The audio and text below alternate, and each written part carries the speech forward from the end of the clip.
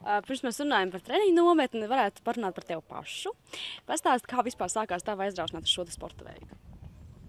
Nu, tas pats sākums jau bija, kad man vecākie brāļi, Gats un Mārtiņš, brauc jau tajā laikā ar mopēdiem. Un tad arī es nācu, augu bišķi lielāks, un tā arī man viņi tajā ievilka.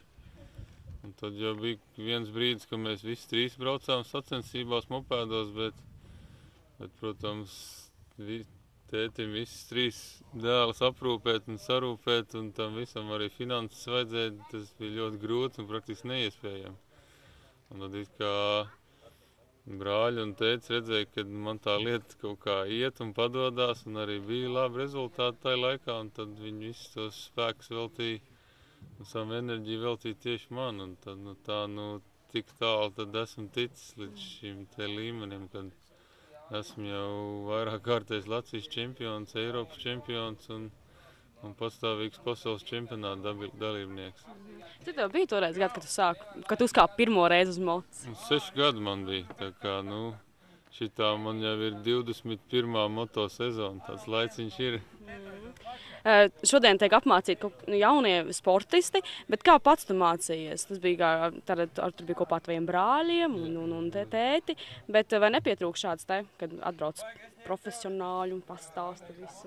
Jā, pašā sākumā, protams, brāļiem, cik vien bija tās zināšanas, tik viņi man pamācīja, bet, protams, līdz vienam brīdim, kad tas aptrūkās, tās zināšanas. Un, protams, mācījāmies no video un tā un šitā, bet nebija tas pietiekoši. Bet tad 9 gadu vai 10 gadu vecumā tad uzzinājām, ka tāds Andris Bārbalis ir Ādažos dzīvo, pie kura var trenēties. Un tad pie viņa patstāvīgi, pat ļoti patstāvīgi 4 gadu garumā trenējāmies. Un no tās dienas tie rezultāti un tā meistarība krietni uzlabojās. Un līdz ar to tad arī pēc viņa zināšanām praktiski tagad arī vados un braucu.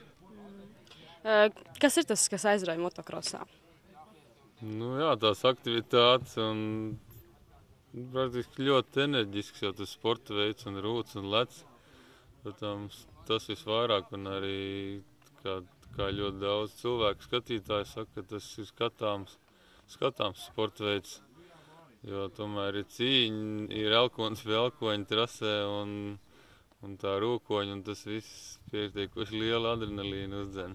Jā, bet tev pašam kā sportistam noteikti bijuši arī daudz traumu. Jā, tas smagākais no tā viss ir, protams. Jā, par to smagi jau brīžiem domāt ir, bet jebko jau darot, kaut kas vienmēr var notikties. Protams, sēd mājās, nedara neko, un tad arī varbūt nekas nenotiks, bet nav tas mērķis tā dzīvot, jo, patreiz, protams, traumas ir bijušas vai kā, bet par izdarīt to, ko esmu izdarījis, esmu ļoti lepns. Pastāst, ko tu šiem te jauniešiem var pastāstīt no sevis? Jā, arī ir lietas, ko pamācīt, jo patreiz esmu ātrākais Latvijas solo motosportists un varētu pat teikt, jā, pieredzes bagātākais un vienmēr ir lietas, ko pamācīt, jo tā līmenī braucot tur, katru gadu tas viss attīstās un ir tiešām ļoti daudz lietas, ko jāzina, lai varētu labi braukt. Un cevišķi jau arī motociklu uzlabošanā vai regulēšanā, jo paši ziniet, kā tehnika un viss tas attīstās pēdējos gados. Cik zinoši ir šie jaunie sportisti, ja salīdzinu pats ar sevi tajā laikā? Tajā laikā tad es arī, protams, nezināju diezko daudz un arī centāmies to informāciju iegūt, no kurienes vien var. Bet tad kā nebija tādas baigās iespējas, tad nebija ne internets, ne tādas tie varbūt mobīlie telefoni vai kaut kā, kur to visu tik ļoti varētu uzzināt. Tāpēc, tagad ir tās iespējas daudz ātrāk to visu iegūt un uzzināt. Droši un pareizi braukšana, tie akcenti, ko liek šeit. Cik tas ir viegli, cik to šajās dienās var iedot cilvēkiem šīs zināšanas? Protams, pats pirmais ir tehniskais izpildījums, kāda to dara, jo sēž un pozīcija uz motociklu. Tas ir vispirmākais, jo savādāk jau motocikls īsti neklausīs un jau uz tramplīnu braucot virsū pats atradīsies nepareizā pozīcijā, tad vienkārši sekas var būt briesmīgas.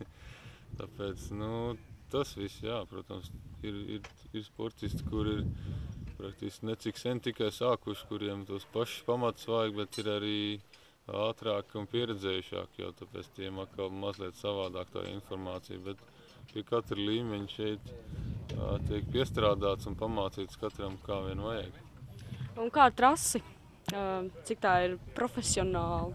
Jā, šī ir viena no tehniskākajām Kurzemes, pat visas Latvijas trasēm, tāpēc tā kā arī pats šeit tik par retam braucu pabraukt treniņus, jo trampolīni ir un tie līkumi tādi piņķirīgi un elementi visādīgi, tāpēc ir interesanti pat braukt šeit. Un arī tāpēc šeit treniņos mums ir daudz ko mācīties, jo līkumi ir visādi veidi sarežģītības.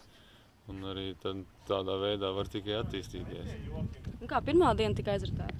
Vakar, jā, braucām labi, bija gan lietas nolīs vairāk un bija dubļaināks, bet tāpēc arī bija interesanti, kad vairāk slidēja un tādā veidā to visu apguvām un mācījāmies. Jo, šodien ir mazliet sausāks, bet šodien atkal būs ātrāka trasa un ātrums būs lielāks, tāpēc motokros jau arī lietas dēļ motokros neatceļ, tāpēc jātrenējas jebkuros apstākļos. Un kādi pašam tev plāni, kur turpmākās sacensības, kas kur notiksies? Jā, tagad ir šie treniņi šonedēļ.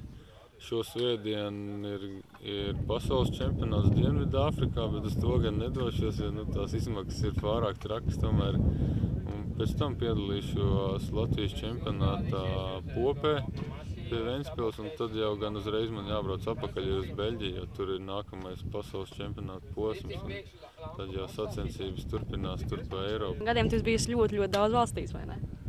It kā jā, bet tā ceļošana jau vajag jau nogurdināšu viņu, tomēr ir, kad jau no trases uz trases, un tomēr tā ir mašinā un uz lielceļiem praktiski vien ir būt, tāpēc, tā viss tā brīžiem pat apnīkoši mazliet ir, bet, tad jau paiet kāds laiks un pāriet un atkal var doties ceļā. Kā tev šķiet, cik jūtos uz moča sēdēs un brauks? Redzēs, kamēr veselība ļaus un pašam gribēšana būs, tikmēr darīs. Un, protams, arī kamēr varēs to mocīt, nopirkt un to visu atļauties. Jā, paldies!